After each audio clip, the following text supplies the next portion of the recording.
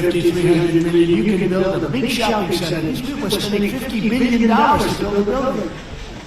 And I say, what's your product? Information. I said, well, good luck.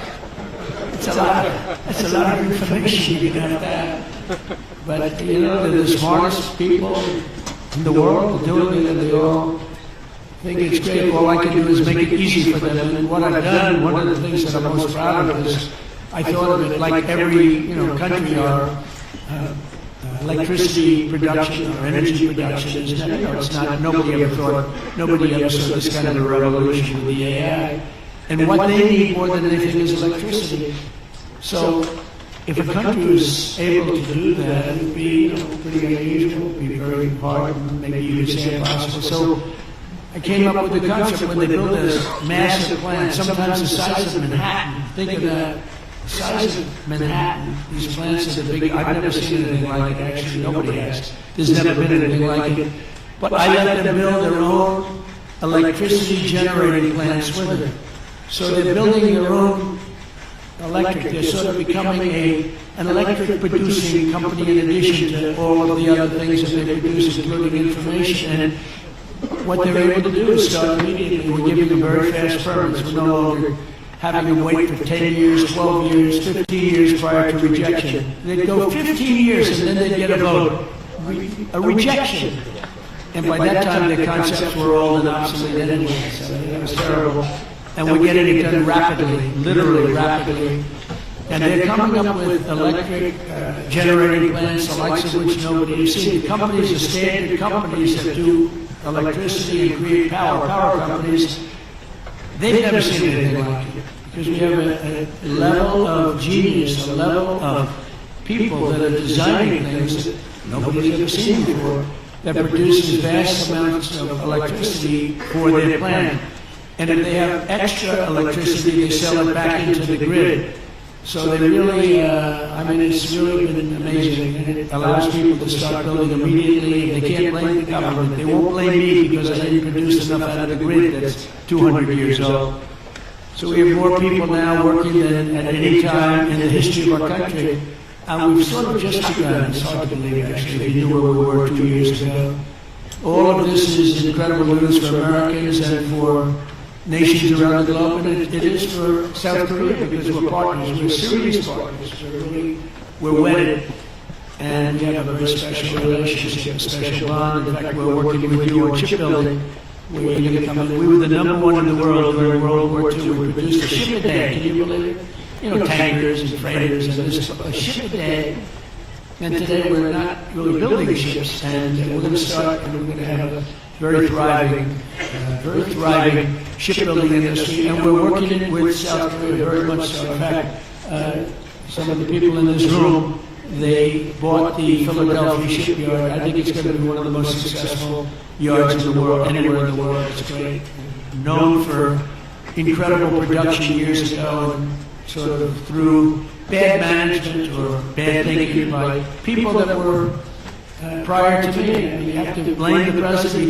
You give the president credit or blame the president. But I blame the president. They allowed the shipbuilding industry to go away, essentially, in our country. We're going to bring it back very, very powerfully. When America thrives, our partners thrive, and our alliances thrive with all of the countries, the Indo-Pacific thrives, and that's good for all of us. The entire world becomes safer and wealthier, greater than ever before. We get along with a lot of countries. We solved a lot of wars and a lot of problems, and that's all good for all of us. Extraordinary American turnaround that I've just described has been achieved not by just continuing business as usual back in Washington. If I didn't win the election, and we won it in a landslide, we won by tremendous numbers. I had a whole thing too big, you have to say, too big to rig. We didn't want any rigging. We had these great polls going in. They said, don't believe the polls, pretend we're 1 point down. Always assume we're 1 point down, and everybody voted we won in a landslide. We won all 7 swing states. You have to win the swing states. And we won all 7, which is something that rarely happens. But to win the popular vote by millions, we won everything you can win. The Electoral College by a tremendous amount. We won in counties. They have counties, thousands of counties. And we were 2,700 compared to 525 actually. So think of that, we were 2,750 compared to 525. And that's why the map shows all red, red being Republican, not something else, red being Republican. Only people understand. My administration has rejected the old model of incompetent government that punished success and rewarded failure and made building anything almost impossible. When you come into our country, many of you are doing that, but when you come into America, you're going to get service like you've never seen before. Quick permits, and we want safety, we want great environmental, we want everything good, but it's going to go quickly. We're rewarding those who build and create and hire and invest in the USA, and we're making America the best place on earth to do business, and that's what it's become very quickly. We have some wonderful people. Lee Zeldin, environmental, is incredible. He gets the right result quickly and makes sure that people do the right thing. But we will have the best tax rates, the lowest energy costs. We have the lowest energy. We have tremendous amounts of energy, more than anybody else. We have the most oil and gas and coal, more than any other nation on earth. So that's a big advantage that we have over others. We have the lowest regulatory burden. In my first term, we cut more regulations than any other administration in history. We're going to do about the same level right now or more if we can. The most advanced technology and the fairest trade deals anywhere in the world. And for decades before I took office, our country was run by legions of bureaucrats who were always looking for a reason to say no. Why? How can we say no? They wanted to say no. They thought that was their job, but it's really just the opposite. We work to say yes. So now we have a president at the White House who cuts through the red tape and excuses. We don't stand for excuses and says yes to big ideas and bold initiatives and grand ambitions so that America can have great industries, great dreams, and to be the greatest nation on earth, which is where we are now, actually, in a very short period of time. We're rebuilding things that are incredible. We have the strongest military in the world. We have the best equipment. We have the best manufacturers of equipment. And South Korea is buying a lot of our weapons. We make the best. We have planes, have just about everything other than ships, and we'll be there very shortly with ships too. But the only reason it's not ships because, I don't know, for some reason they stopped doing that. I guess they went on to other businesses, but there's some basics in life, and one of the things you need is ships. I always say you need steel, you need aluminum, you need this. There are things you don't need. A lot of things that the country doesn't need, but things you need steel. Got to have steel, and we're redoing our steel, and some of the people in this room are very involved in that. We're redoing our industry. We're starting to produce large amounts of steel, massive amounts of steel. We'll be right at the top in a very short period of time. Mills are opening again. They're opening up big. Again, it's national security. It's because of tariffs. We're reclaiming our heritage as a nation of builders and doers, and we're pioneers in a sense, but we're really doing it again, but we're doing it even better than we did the first time, which is the first couple of 100 years. And we're pursuing this vision with unrelenting drive and really unprecedented success. In July, I proudly sounded law. It was very important. I went into the archives. We looked at every possible thing you could look at, and I signed into law the largest tax cuts in American history. And as you remember, in my first term, we cut taxes from 39% down to 21%, and now we've done even better than that, putting more money in the pockets of American families that make up the largest consumer market on earth for businesses and manufacturers like those in this room. Our tax law includes 100% expensing for all new factories, plants, and equipment. So that means you can write everything off in the first year. So that's like we had in the first, except this goes for a period of 10 years, whereas the other was over a much shorter period of time. And I actually think that we had such tremendous success. I always said that was the single most important thing, the expensing, the one-year expensing. Upon taking office, I signed executive orders that require that for every one new regulation, 10 old regulations have to be eliminated. I did that in the first term to work. So if you want a new regulation, you have to get rid of 10, and already we're exceeding that limit, reaching closer to 30 to one. Our people have done that, our great secretaries and other people in the administration. So we've been actually at a level where we sign in a new regulation to get rid of the third order. We're sort of cleaning up the books, because many of these regulations are obsolete, they don't belong, and some were so horrible, they were obsolete, but they really stopped projects from being built, and we're getting rid of all of them. We've pretty much done that. We have streamlined permitting for all new energy and mining projects. It used to take decades for an administration to get something approved, and now it's a process that will take, generally speaking, less than 28 days. In addition, across government, we're guaranteeing a rapid and expedited regulatory review for all new projects in the United States, and that's worth billions and billions of dollars to industry. You spend more money on trying to get something approved than you do in building the plant itself. You know, in Louisiana, my first term, there were two plants, and one was financed by a tremendous group of Japanese investors. It was about $16 billion, LNG plants. Another one was financed by people from South Korea and others. LNG, both of them, massive LNG. They were in the review process. One was 15 years, one was 16 or 17 years, and they were then told, forget it, we're not going to get it approved. So I came into government, I heard about it, and I love Louisiana. We did very well. We did well in just about all the states, but we did really well in Louisiana. And so I got involved. The one plant that was in it for almost 15 years, I got it approved in one day. One day. In fact, when we called the people to say that they got approved, they didn't know what the hell we were talking about. They said, you got it approved. We sort of gave up on it. I said, no, you don't have to give up. We got it approved. The other one took me a little bit longer. I didn't do as good a job. It took me 1 week. And they got approved, and they got built. They're massive plants, and they're doing unbelievably. They're like setting records, LNG. Big, it's like the Empire State Building lying on its side. And all I know is, I looked at it, I said, what kind of a building is that? All it's got is pipes going back and forth. I never saw anything like it, but whatever it is, it works. And they've been very, very successful. But think of it, 14 and 15 years, and I got one approved in one day and one approved in 1 week, and they've been doing great, and they've been good for the environment. I've shrunk the size of government for the first time in many years since January. 100,000 bureaucrats have left the federal payroll. You've probably seen that.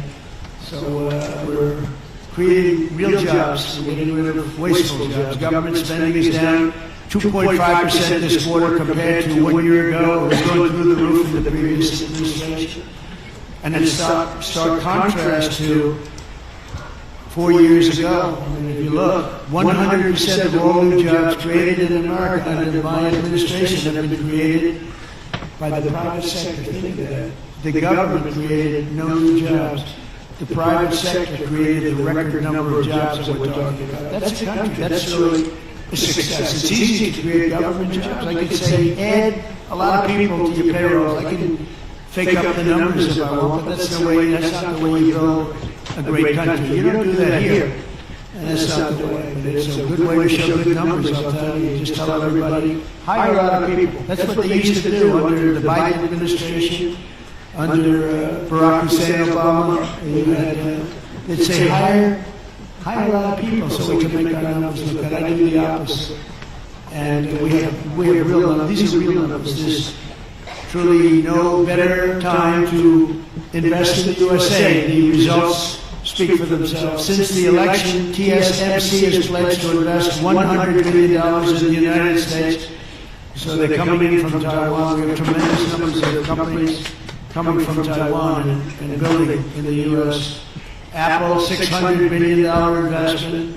Hyundai, $26 billion. Micron, $200 billion. SoftBank, Open, AI, Oracle, over $500 billion. Amazon, $35 billion. Pfizer, $70 billion. Jera, $200 billion. Google, $25 billion. NVIDIA, $500 billion. Genentech, $50 billion. Johnson & Johnson, $57 billion. We're bringing back all of our pharmaceutical business. IBM, $150 billion. AstraZeneca, $50 billion, among many others, many others. Too many to talk about. But one of the most significant factors in this remarkable surge of new investment has been my transformation of trade policy. 8 years ago, I came to this very summit. I was here. Does anybody remember? I remember. Does anybody remember what I said? That must have been a great speech. 3 people. It's not too many people. But there's no reason to, because you saw whatever I said, I did. And for the first time, I laid out the principle that economic security is national security. Economic security, that's for South Korea, that's for any country. But economic security is, in fact, national security. I made the case that the global trading system was broken and an urgent need of reform had to be fixed. The system had been exploited by countries that broke the rules at the expense of countries that followed the rules to a T, and asked the nations of APEC to be our partners in making the system fair and more sustainable for all of us, and we all work together, the APEC nations. 8 years later, as I'm back here in Asia, and I'm pleased to say that the positive vision for revolutionary reform I laid out, it seems like a long time ago, is now a reality. What really seems amazing is that we did all these things. We stopped a lot of wars. We did so many different things. We made our country strong. Thank you. Thank you.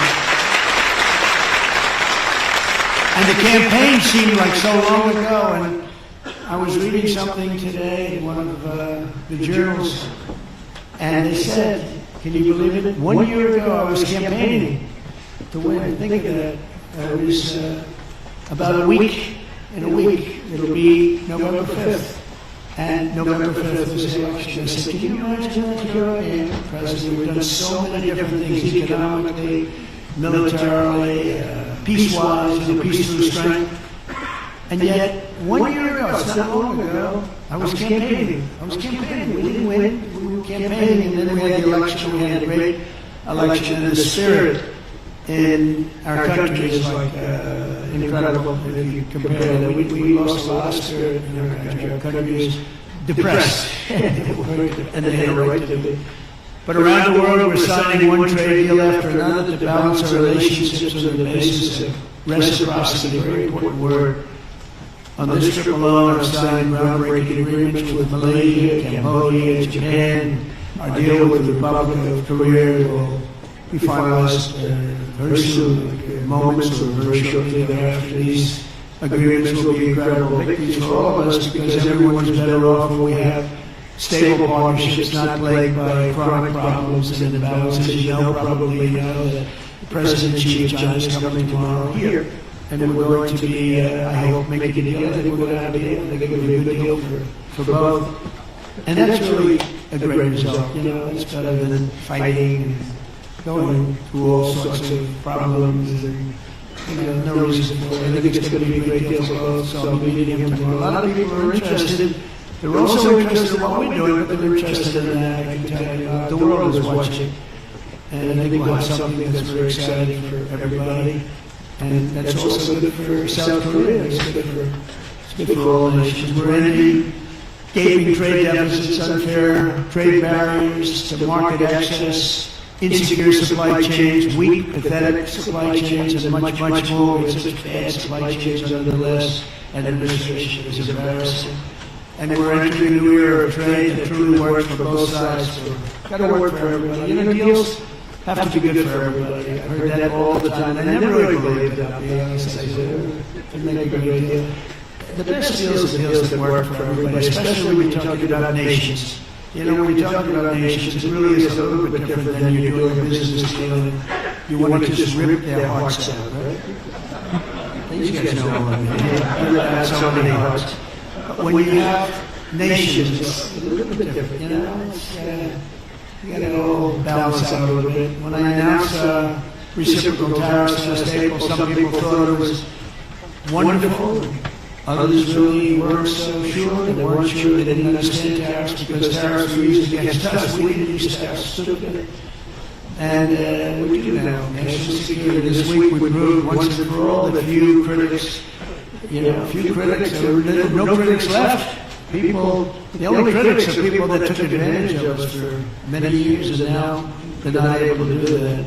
The deals we're signing with our friends and partners are making our alliances closer and stronger than ever before. They respect us because it was so foolish.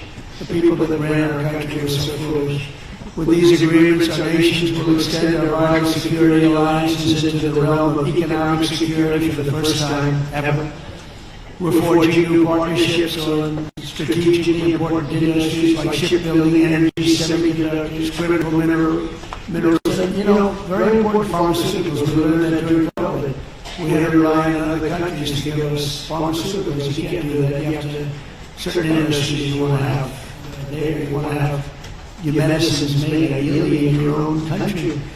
Many of our agreements also include deepening collaboration of industries of the future, such as nuclear, quantum, artificial intelligence, where America is number one by a lot. Actually, we're really number one by a lot. We're number one in the military.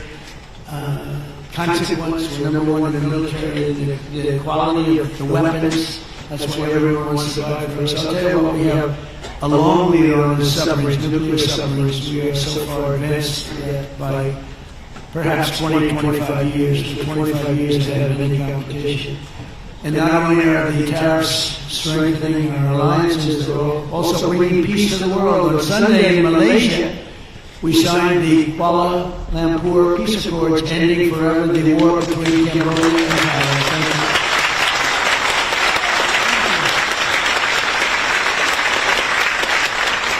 It's interesting, we were making trade deals with Cambodia and with Thailand, and I sort of watched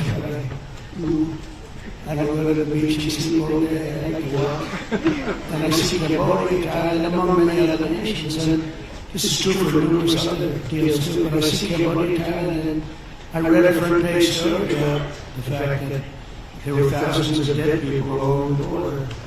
And they fought for a long time, and I said, wait a minute, we're making deals, and they're starting a war?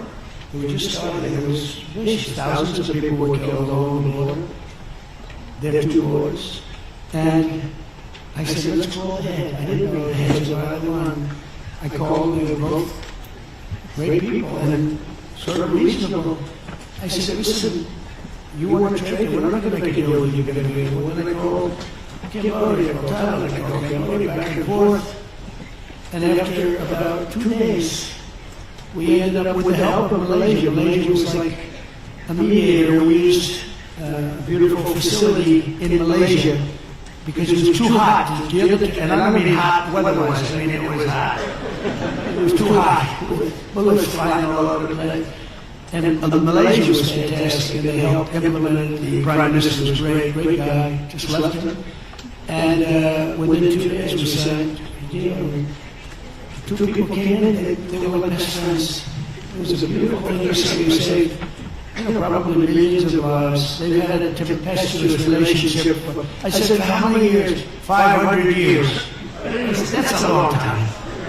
That's a long time. But we think this is going to be, hopefully, I use the word everlasting. Same thing in the Middle East. We hope it's going to be everlasting peace. Never had peace. 3,000 years, and we signed in the Middle East. But I've been in 8 wars in 8 months, and in many instances, trade has played a big part in getting those wars ended. On top of it all, tariffs now projected to reduce our deficit by $4 trillion over the next 10 years, and I think actually much more than that. That's national security, because you can't have deficits and you can't have debt all over the place. And stops inflation and strengthening the dollar and ultimately balancing our federal budget, which I think we're going to do very quickly, only because of our policy of fair tariffs.